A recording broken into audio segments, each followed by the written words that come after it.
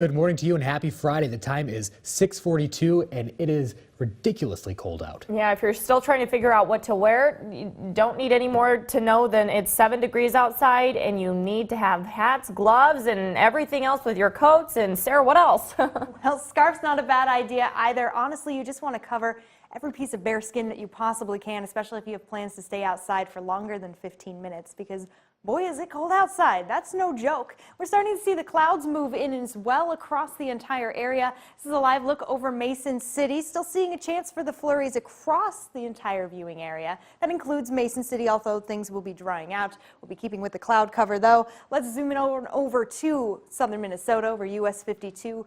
Right now in Rochester, again, another chance for the flurries as traffic picks up, though. Roads are dry, so there's some good news right there. Now, where the bad news falls is, of course, the temperatures.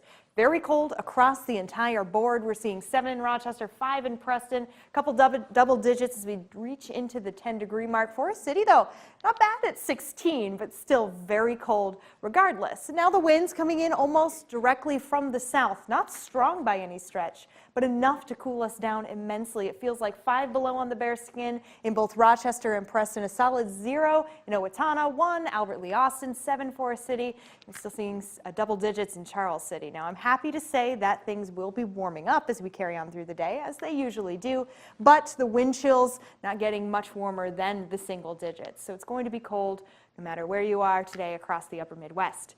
Storm Tracker 3 Doppler radar picking up on the stratoform clouds, continuing to move on in, and with that comes the chance for those scattered flurries throughout the day. I'm going to zoom it out here. We can see the entire upper Midwest. Just a note that the clouds are going to be sticking around for a while, but there is dry air to the west that will be coming our way come the weekend. Sky Tracker 3 is going to have that story. As we continue moving time forward, as we jump into lunchtime, still dealing with the cloud cover across the entire area, alongside that chance for some very light snowfall coming into the evening hours. But then things do start to clear out. The dry air finally starts to make an appearance, and by Saturday, here we are around lunchtime once again, finally get some sunshine back. Off to school forecast. Well, spoiler alert, it's quite cold outside, and it will continue to be as such as we see those scattered flurry chances continue throughout the day for Rochester. Drying out a bit for Mason City, but the clouds will be on the downside, and we just continue to see those teens. As for today's forecast, not very warm, still well below that average, usually around 30 degrees.